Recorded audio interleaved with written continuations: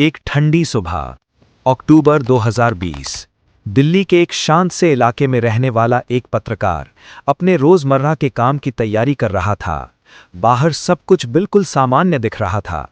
सड़क पर दूध वाला साइकिल से जा रहा था, लोग अपने ऑफिस के लिए निकल रहे थे। लेकिन उसी समय उस घर के बाहर कुछ गाड़ियां धीरे धीरे आकर रुकती हैं। दरवाजे पर दस्तक होती है। दरवाजा खुलते ही सामने खड़े होते हैं भारतीय जांच एजेंसियों के अधिकारी। कुछ ही मिनटों बाद उस घर से कई दस्तावेज, लैपटॉप और मोबाइल फोन जब्त किए जाते हैं और एक ऐसा खुलासा सामने आता है जिसने भारतीय सुरक्षा एजेंसियों को महीनों से परेशान कर रखा था। जांच में पता चलता है कि यह मामला सिर्फ एक व्यक्ति का नहीं है, बल्कि भारत में सक्रिय एक बड़े विदेशी जासूसी नेटवर्क का हिस्सा है।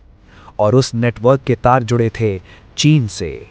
यहीं से शुरू होती है उस खामोश जंग की कहानी, जिसमें भारत की खुफिया agency research and analysis wing और दूसरी सुरक्षा एजेंसियों ने मिलकर भारत में सक्रिय चीनी जासूसी नेटवर्क को पकड़ने का ऑपरेशन शुरू किया।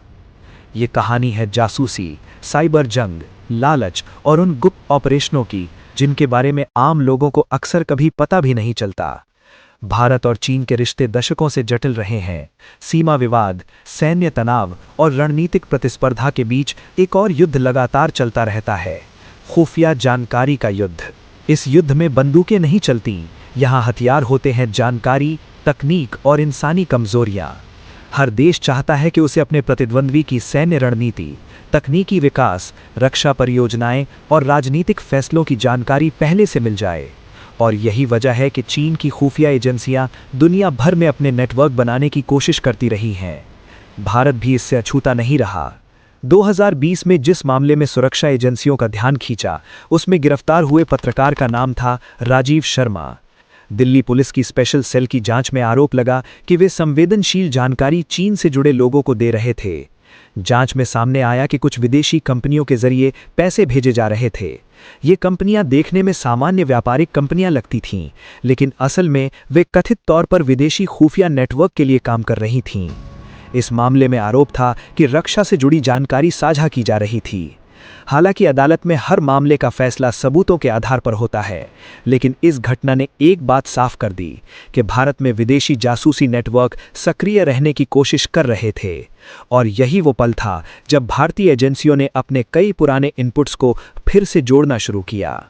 जासूसी फिल्मों में अक्सर हम देखते हैं कि एक एजेंट सीधे किसी देश में जाकर जानकारी चुरा लेता है, लेकिन असल दुनिया में चीज़ें बहुत अलग होती हैं। अक्सर जासूसी नेटवर्क कई परतों में काम करते हैं। सबसे ऊपर होते हैं विदेशी खुफिया अधिकारी, उनके नीचे होते हैं स्थानीय संपर्क, जिन्हें कई बार पता भी नहीं होता कि वे किसके लिए काम कर रहे हैं। फिर आते हैं वे लोग जिन्हें धीरे धीरे जानकारी देने के लिए तैयार किया जाता है। कई बार इसके लिए इस्तेमाल होते हैं पैसे, व्यापारिक अवसर, दोस्ती या सोशल मीडिया के जरिए बनाए गए रिश्ते। इसी प्रक्रिया को अक्सर हनी ट्रैप या इन्फ्लुएंस ऑपरेशन कहा जाता है। भारतीय खुफिया एजेंसियों को लंबे समय से ये जानकारी मिल रही थी कि कुछ विदेशी नेटवर्क भारत में रणनीतिक क्षेत्रों में दिलचस्पी ले रहे हैं। इनमें शामिल थे रक्षा परियोजनाएं, सीमा से जुड़ी जानकारी, टेलीकॉम इंफ्रास्ट्रक्चर और नई तकनीकी परियोजनाएं।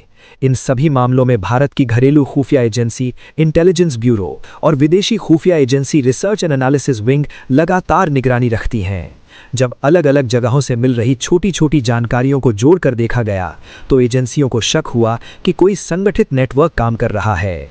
आज की जासूसी सिर्फ इंसानों तक सीमित नहीं है, अब जासूसी का बड़ा हिस्सा साइबर दुनिया में होता है। भारत के कई सरकारी विभागों और कंपनियों ने पिछले कुछ वर्षों में ऐसे साइबर हमलों की रिपोर्ट दी है जिनमें विदेशी हैकिंग ग्रुप शामिल होने का शक था। कुछ साइबर सुरक्षा कंपनियों ने रिपोर्ट दी कि कई बार ऐसे हमलों के पीछे ऐसे समूह होते हैं जिनके संबंध चीन से जुड़े माने जाते हैं। इनका लक्ष्य होता है सरकारी डेटा, रणनीतिक दस्तावेज और तकनीकी जानकारी। हालांकि हर साइबर हमला सीधे किसी सरकार से जुड़ा हो ऐसा साबित करना बहुत मुश्किल होता है, लेकिन इन घटनाओं ने भारत की सुरक्षा एजेंसियों को और सतर्क कर दिया। जैसे जैसे जांच आगे बढ़ी, एजेंसियों ने कई संदिग्ध आर्थिक लेन देन पर नजर रखनी शुरू की। कुछ मामलों में पाया गया कि भारतीय लोगों को विदेशी कंपनियों से पैसे मिल रहे थे। इन कंपनियों के मालिक या संपर्क चीन से जुड़े हुए थे। जांच एजेंसियों ने बैंक रिकॉर्ड, डिजिटल कम्युनिकेशन और यात्रा इतिहास की जांच की। धीरे धीरे एक ऐसा नेटवर्क सामने आने लगा जो कई लोगों के जरिए काम कर रहा था। कुछ लोग जानकारी इकट्ठा कर रहे थे, कुछ लोग उसे आगे भेज रहे थे और कुछ लोग केवल वित्तीय चैनल के रूप में इस्तेमाल हो रहे थे।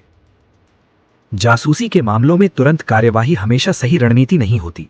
कई बार एजेंसियां महीनों या सालों तक निगरानी करती हैं ताकि पूरे नेटवर्क का पता चल सके। भारतीय एजेंसियों ने भी इसी रणनीति का इस्तेमाल किया। Phone calls, email, social media संपर्क, सब पर नजर रखी गई। डिजिटल फोरेंसिक विशेषज्ञों की मदद ली गई और धीरे धीरे नेटवर्क के कई हिस्सों की पहचान की गई। भारत अकेला देश नहीं है जिसने चीनी जासूसी गतिविधियों को लेकर चिंता जताई है। अमेरिका, यूरोप और ऑस्ट्रेलिया सहित कई देशों ने पिछले वर्षों में ऐसे मामलों की जांच की है। कुछ मामलों में वैज्ञानिकों, शोधकर्ताओं और तकनीकी विशेषज्ञों पर संवेदनशील जानकारी साझा करने के आरोप लगे। इन घटनाओं ने यह दिखाया कि आधुनिक जासूसी का लक्ष्य केवल सैन्य जानकारी नहीं है। तकनीक, आर्टिफिशियल इंटेलिजेंस, सेमीकंडक्टर और रक्षा अनुसंधान भी इसके प्रमुख लक्ष्य बन चुके हैं। भारत तेजी से तकनीकी और सैन्य क्षेत्र में आगे बढ़ रहा है। नई मिसाइल परियोजनाएं, स्पेस कार्यक्रम और डिजिटल इंफ्रास्ट्रक्चर, ये सभी क्षेत्र रणनीतिक रूप से बहुत महत्वपूर्ण हैं। इसी वजह से विदेशी खुफिया एजेंसियां इनसे जुड़ी जानकारी हासिल करने की कोशिश कर सकती हैं और यही कारण है कि भारत की सुरक्षा एजेंसियां इन मामलों को बेहद गंभीरता से लेती हैं। इस पूरे मामले से एक और महत्वपूर्ण बात सामने आती है। आधुनिक जासूसी केवल एजेंटों का खेल नहीं है। अब इसमें शामिल होते हैं डेटा, साइबर तकनीक, सोशल इंजीनियरिंग और आर्थिक नेटवर्क। कई बार सामान्य दिखने वाले रिश्ते या व्यापारिक संपर्क भी बड़े नेटवर्क का हिस्सा बन सकते हैं। दुनिया की लगभग हर बड़ी शक्ति एक दूसरे के बारे में जानकारी हासिल करने की कोशिश करती है। ये अंतर्राष्ट्रीय राजनीति का एक अनकहा सच है। भारत भी अपने राष्ट्रीय हितों की रक्षा के लिए लगातार सतर्क रहता है और यही वजह है कि research and analysis wing, intelligence bureau और अन्य सुरक्षा एजेंसियां 24 घंटे काम करती हैं। इनका ज्यादातर काम कभी सार्वजनिक नहीं होता। कई ऑपरेशन ऐसे होते हैं जिनके बारे में लोगों को दशकों बाद भी पता नहीं चलता। जब हम रोजमर्रा की जिंदगी जी रहे होते हैं, ऑफिस जा रहे होते हैं या अपने फोन पर सोशल मीडिया देख रहे होते हैं, तभी कहीं ना कहीं दुनिया की खुफिया एजेंसियां एक ऐसी जंग लड़ रही होती हैं जो दिखाई नहीं देती। एक ऐसी जंग जिसमें जीत का मतलब होता है एक देश की सुरक्षा और हार का मतलब एक बड़ी राष्ट्रीय समस्या। भारत की खुफिया एजेंसियों की यही कोशिश रहती है कि ऐसी किसी भी साजिश को समय रहते पहचान लिया जाए ताकि देश सुरक्षित रहे। और यही कारण है कि जासूसी की ये खामोश दुनिया आज भी उतनी ही में रहस्यमयी है जितनी दशकों पहले थी।